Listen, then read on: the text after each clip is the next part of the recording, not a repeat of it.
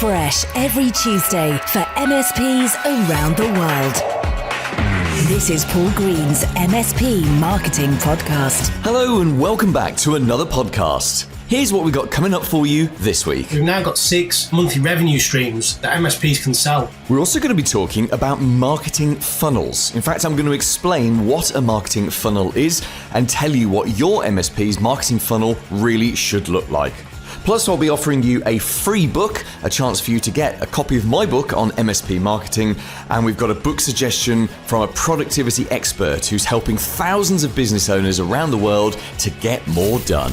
Paul Green's MSP Marketing Podcast. Over the last year or so, I've got into a really good habit with this podcast, whereby I record it around about a month before it goes out. So as I'm speaking to you now, it's currently 11:44 a.m. on Friday, the 12th of February, and I know that you're listening to this on the 9th of March. The reason I mention that is right now I am trapped in the hell of homeschooling, as hundreds of thousands of other parents are, and maybe you are in your area as well. The schools here in the UK have been shut. They didn't open again after Christmas. And actually, interestingly, what made me think about this is this episode is due to go out the day after the schools might open. There's all this talk about March the 8th. Did the schools open yesterday?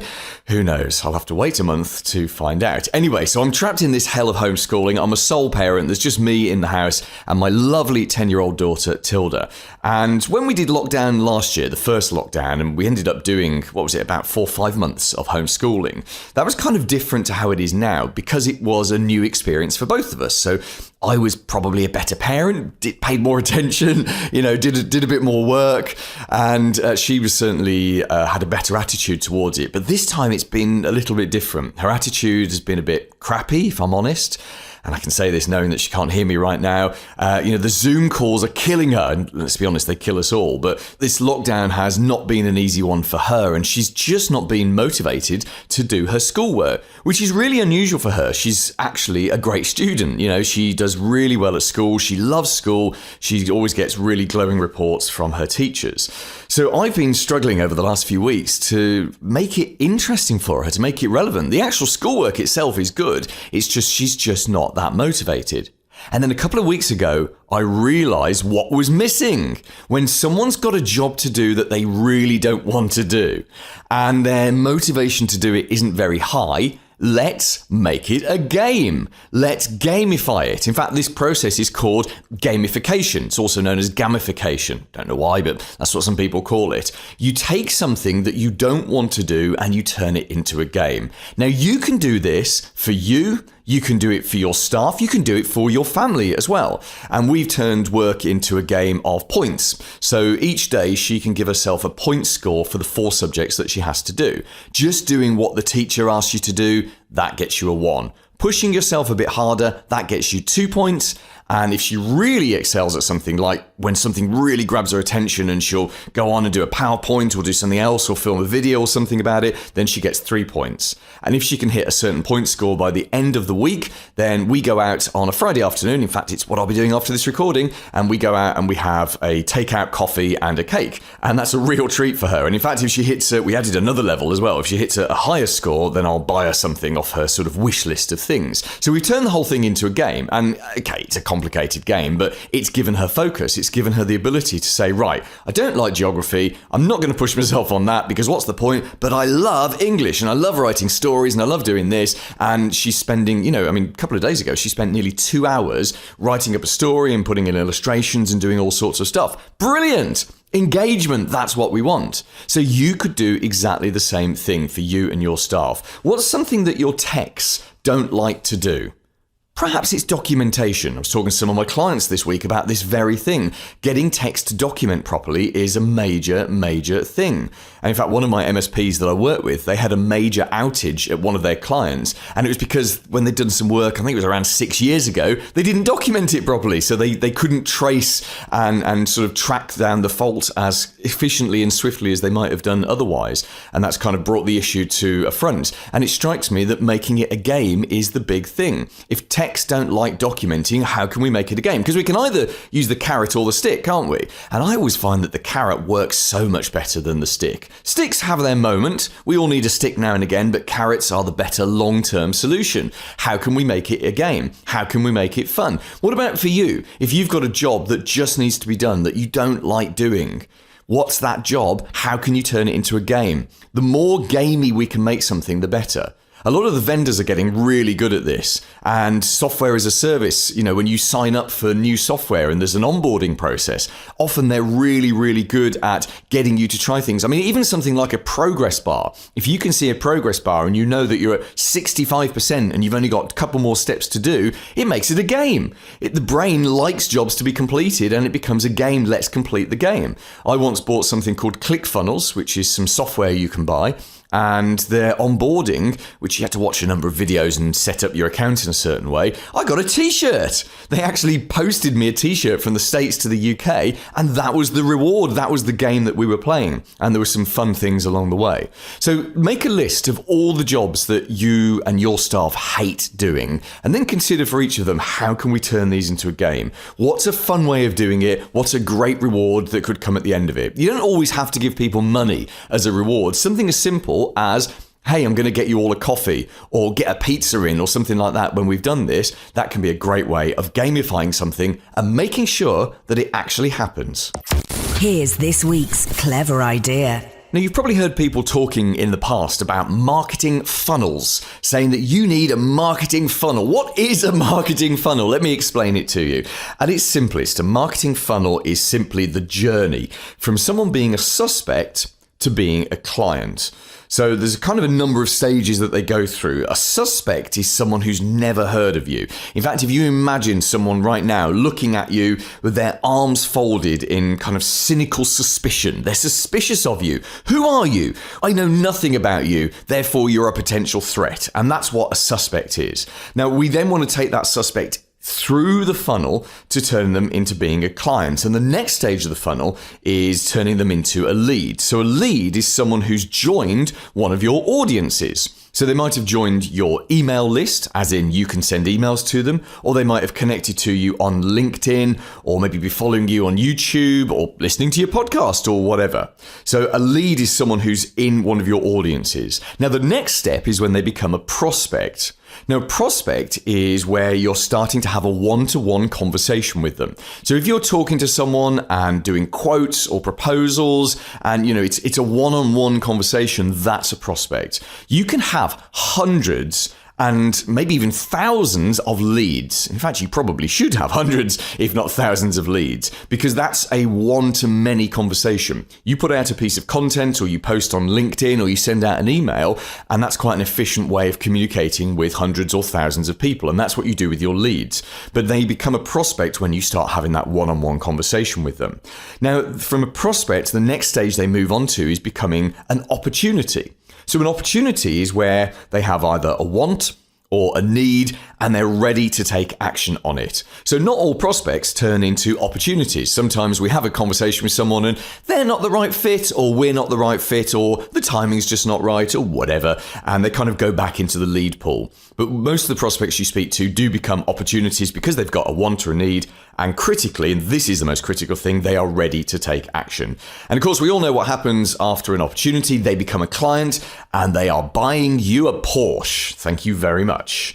So that's kind of a sample marketing funnel. I can actually give you a 10-step MSP marketing funnel. Now, just because there are 10 steps, it doesn't mean that it's complicated. This is actually a very, very easy thing. And remember, if you want to see this written down, for every single podcast we do, we have a transcript. And if you go on to paulgreensmspmarketing.com/podcast, which may be where you're listening to this right now, but you can go into any episode page and there's a transcript down there with show notes, so you could go and see this written down. So this is the 10-step marketing funnel that most MSPs would have. Step 1 is getting their attention.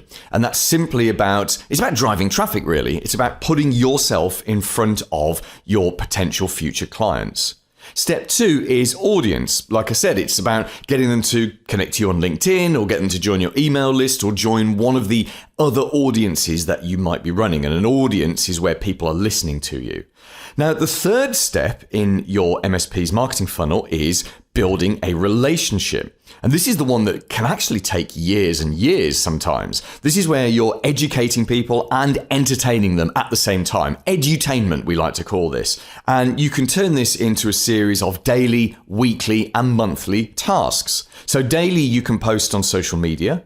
Weekly, you can send out your emails, your edutainment emails, and monthly, you post them a printed newsletter. And all of these things, they build the relationship. Some people don't need a great deal of relationship building. They've got a need or a want. They're ready to take action. They just want to kind of know who you are. But there are other people who it's just not the right time now, or in 2022 or in 2023, but in 2024, they are willing and ready to buy. And by that point, they'll have built a great relationship with you. It's not actually physically with you, but emotionally, they feel as though they know you, and that makes you the safer choice. That's the point of this.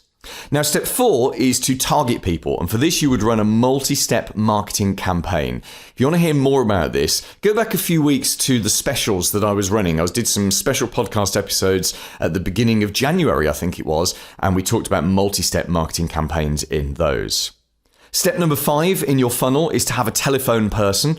So your telephone person sits very nicely with your multi-step marketing campaign because you sent someone something in the post and you've sent them some emails and you've perhaps even targeted them on social media, and it's been the same message that you've been hitting them with, just delivered via different platforms. And then your telephone person comes along and they pick up the phone and they proactively call this lead. And their goal is to move the relationship forward, keep building that relationship, qualify them, so check that they would be a good fit for you, in terms of the number of users and all of that kind of stuff. And then find out when they're likely to be ready to switch from their incumbent over to you. Because you have to remember, people only buy when they're ready to buy. A telephone person is such a critical weapon. In fact, you must have a telephone person. Every MSP must have a telephone person to just warm up the database and just warm people up and move things on.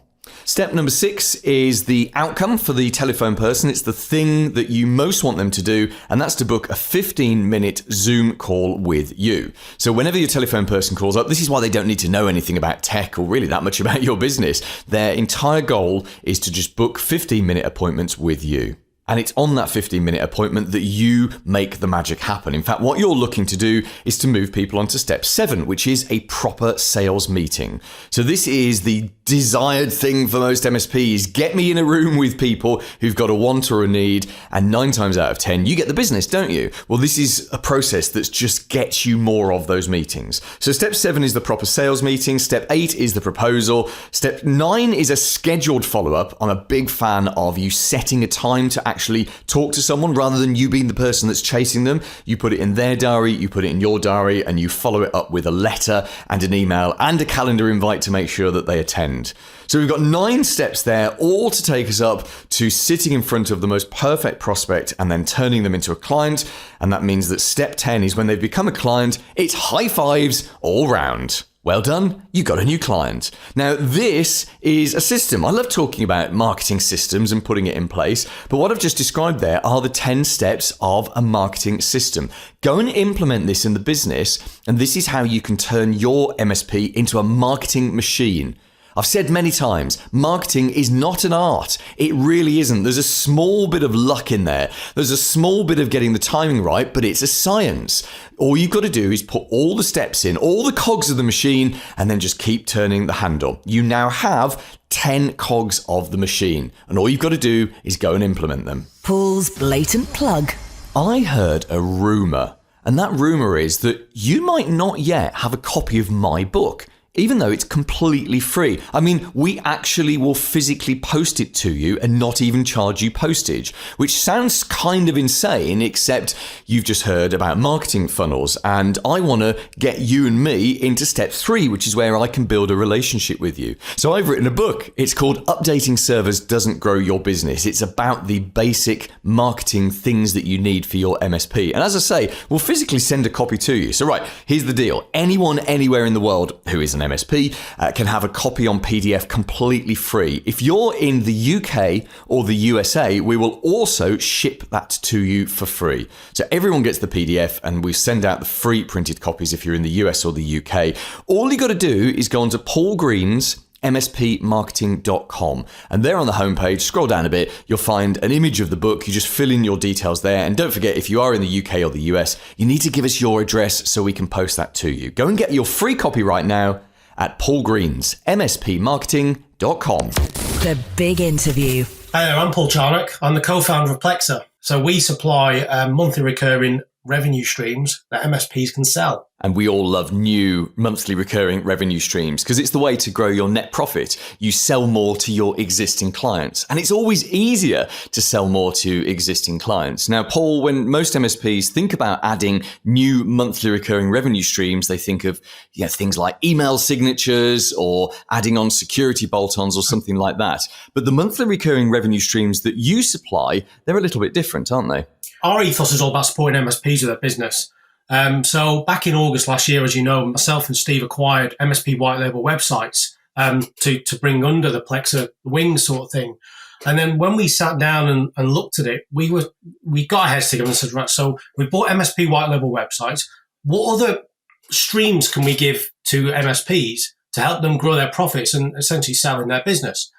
So off the back of that, we've created not just one being MSP white label websites, we've created another 5 on top of that. So we've now got 6 monthly revenue streams that MSPs can sell.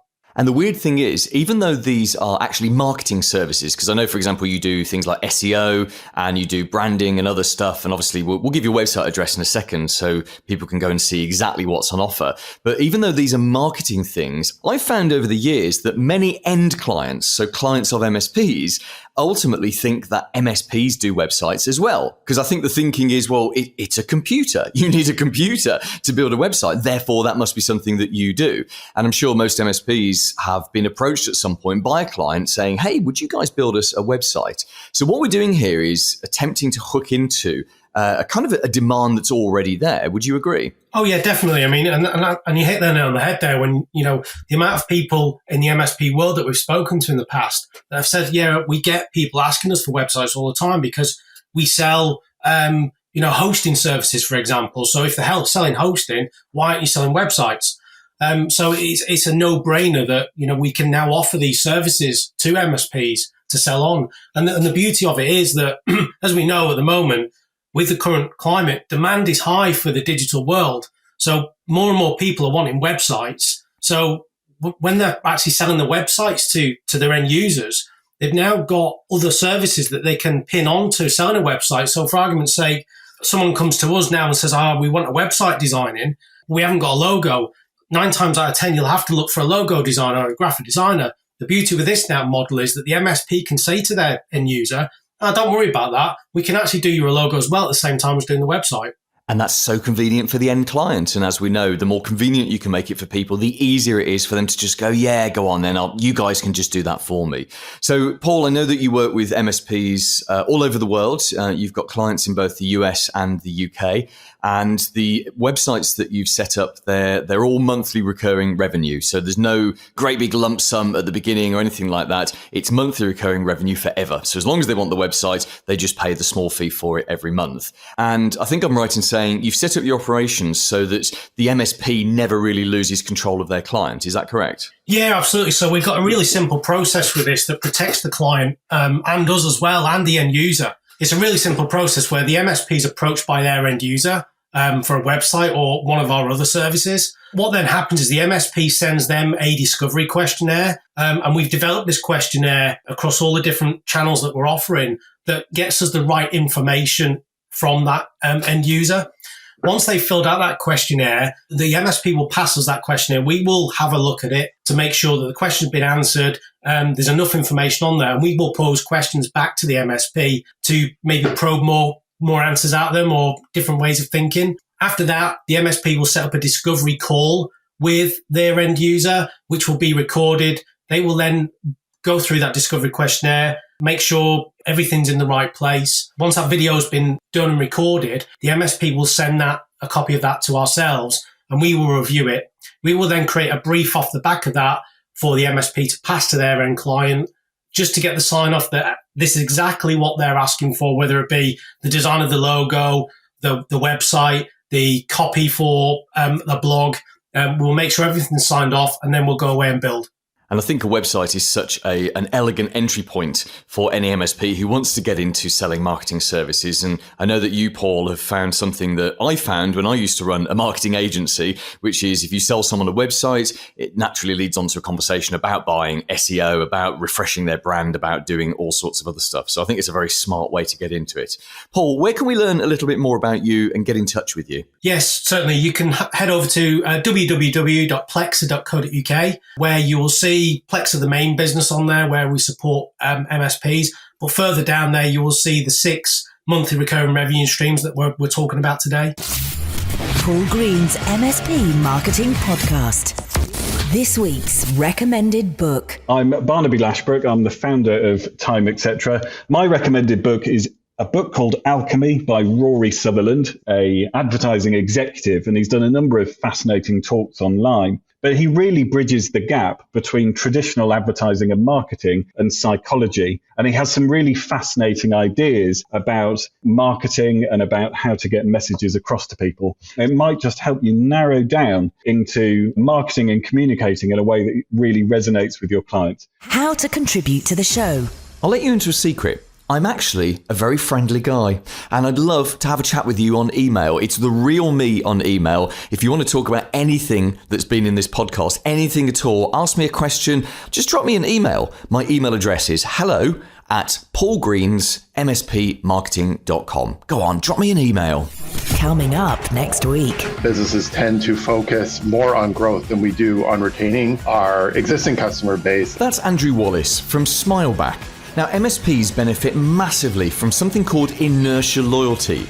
And this is where the perceived pain of moving elsewhere outweighs the downsides of staying where you are, which is one of the reasons that you keep your clients for so long. So we're going to be talking next week about that inertia loyalty and how you can actually leverage it to your advantage. In particular, we'll be looking at the early warning signs that your clients just aren't as happy as they could be. We're also looking next week at meeting rhythms. You and your team need to get into the habit of having specific meetings at specific times, not just to deal with technical issues, but also to deal with growth issues, operational issues, putting all of these into different meetings and having them at appropriate intervals. So we're going to talk about that next week, and I've got a little rant for you about the words user and ticket. I think they are two of the most horrible words that you can use with prospects and clients. And next week, I'll not only tell you why they're such bad words, but I'll give you some better words you can use instead. Have a great week. I'll see you then. Made in the UK for MSPs around the world. Paul Green's MSP Marketing Podcast.